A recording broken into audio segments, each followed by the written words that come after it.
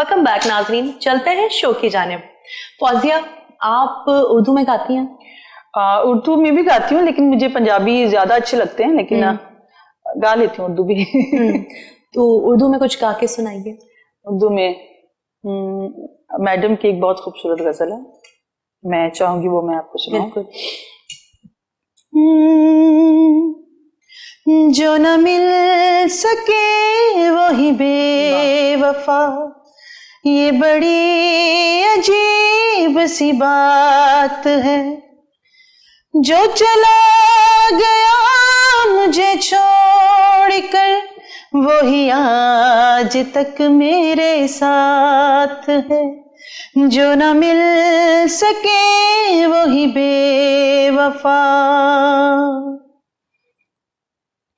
जो किसी नजर से अता हुई वही रोशनी है ख्याल में।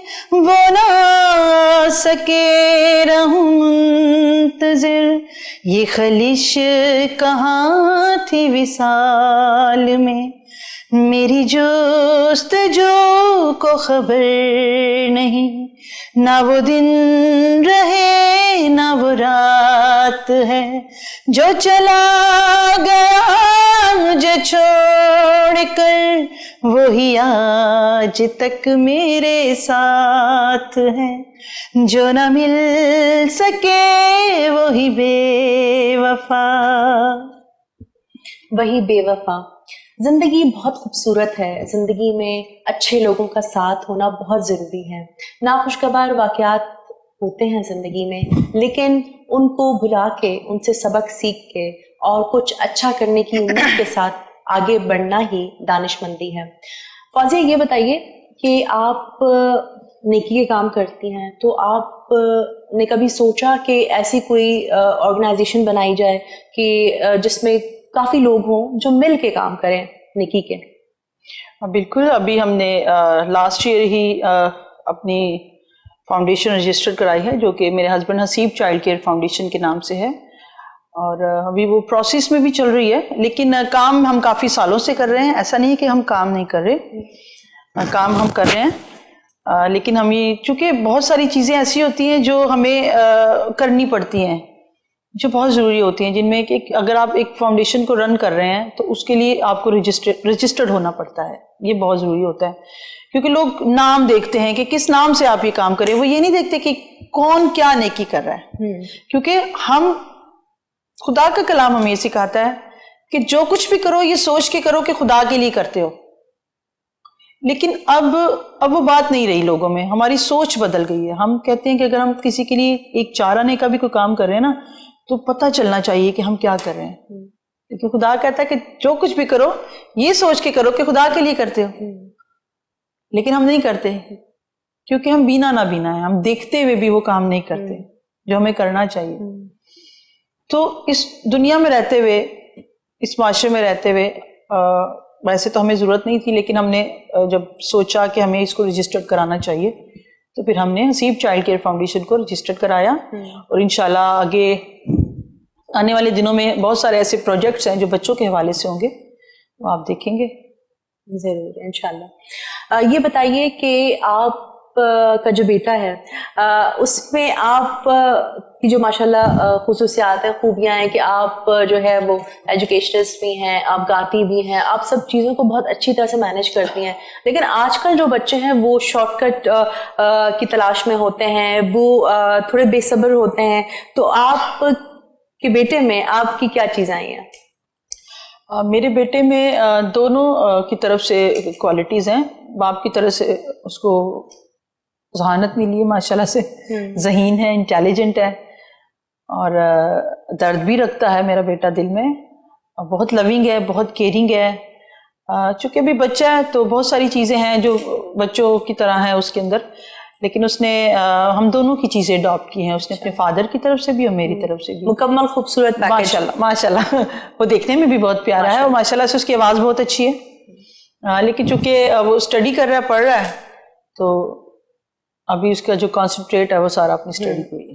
फौजिया, आपने सोचा कभी कि आपकी खूबसूरत आवाज को जो है वो बाकायदा मौसीकी की तालीम के साथ जब ये आएगी, मार्केट में लॉन्च हो, कोई एल्बम हो सॉन्ग्स की शक्ल में, तो ऐसा नहीं, एल्बम्स की तरफ तो मेरा रुझान नहीं है। मैं जस्ट इसको अपने शौक की हद तक रखना चाहती हूँ। फैमिली में, हाँ, गैदरिंग्स में, फ्रेंड्स की गैदरिंग्स में मैं इसको कोई अपना प्रोफेशन नहीं बनाना चाहती, क्योंकि फिर बहुत सारे काम जब आप करते हैं ना तो फिर कोई एक भी काम आप ढंग से नहीं कर सकते। तो मुझे लगता है कि जो मैं कर रही हूँ मैं बहुत अच्छा कर रही हूँ, फिर आप उनमें इंसाफ नहीं कर सकते। फिर और चूंकि ये फील्ड ऐसी है, ये बहुत टाइम मांगती है, तो चूंकि मेरे पास टाइम की शॉर्टेज होती है, तो जिस वक्त जो मुझे टाइम मिलता है मैं वो काम कर लेती हूँ। फ्री हो तो क्या करती हैं? फ्री वैसे तो बहुत कम होती हूँ, लेकिन अगर होती हूँ तो मैं फ्रेंड्स को घर बुला लेती हूँ, बेटे को लेके कहीं चली जाती हूँ, और मुझे हॉरर मूवीज बहुत अच्छी लगती हैं मैं वो देखती हूँ, और मुझे मताला का बहुत शौक है, मैं बुक्स पढ़ती हूँ। ओके, किस तरह की बुक्स पढ़ती हैं आप? बुक्स किस तरह की पढ़ती हूँ? आपकी एज बहुत काउंट करती है मताला से रिलेटिव। आप क्या पढ़ रहे हैं, कि आप किस एज में कौन सी किताब पढ़ रहे हैं। तो मैं भी नदवार से गुजर चुकी हूँ, जब यंग थी तो टीनेजर थी तो मुझे शायरी अच्छी लगती थी, फिर थोड़ा आगे आए तो फिर लव स्टोरीज पढ़ना शुरू कर दी, डाइजेस्ट पढ़ना शुरू कर दिए, नॉवेल्स पढ़ना शुरू कर दिए, फिर उसके बाद थोड़ा सा सस्पेंस की तरफ आए। तो अभी हाल ऐसा कि कुछ भी मिल जाए अच्छा वो मैं पढ़ लेती हूँ अच्छा, रीडर जो है वो लीडर तो होता ही है, ये कहा जाता है, लेकिन रीडर जो है उस पे अक्सर औकात ये देखने में आया है कि लिखने की भी सलाहियत होती है या पैदा हो जाती है। हाँ बिल्कुल हो जाती है, क्योंकि वो इतनी सारे काम कर रहा होता है तो फिर वो एक बहुत अच्छा राइटर बन भी सकता है।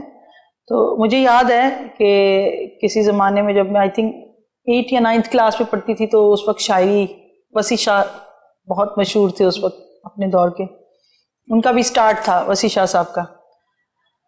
तो जब उनको पढ़ते थे तो दिल करता था यार इतना कुछ कर लेती हूँ तो मैं कुछ क्यों ना लिखूं। तो उस जमाने में कुछ लिखा था कोई शेर याद है या शायद? हाँ कुछ लिखा था, और आई डोंट नो कि वो आजाद नज्म है वो क्या है, लेकिन वो जो भी था वो मेरे दिल की आवाज थी। मैं बिल्कुल सुना देती हूँ आपको इसका अनवान था कि प्यार की बाजी। कहने लगा वो मुझसे कि आओ खेलें प्यार की बाजी, कहने लगा वो मुझसे कि आओ खेलें प्यार की बाजी। मैंने कहा मैं ना खिलूं, मैं तो हूं अनाड़ी।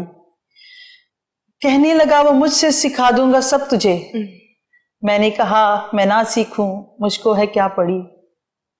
बोला वो मैं खेलूंगा, तू खेल या ना खेल। मैंने कहा भी उससे कि बस में नहीं ये मेल।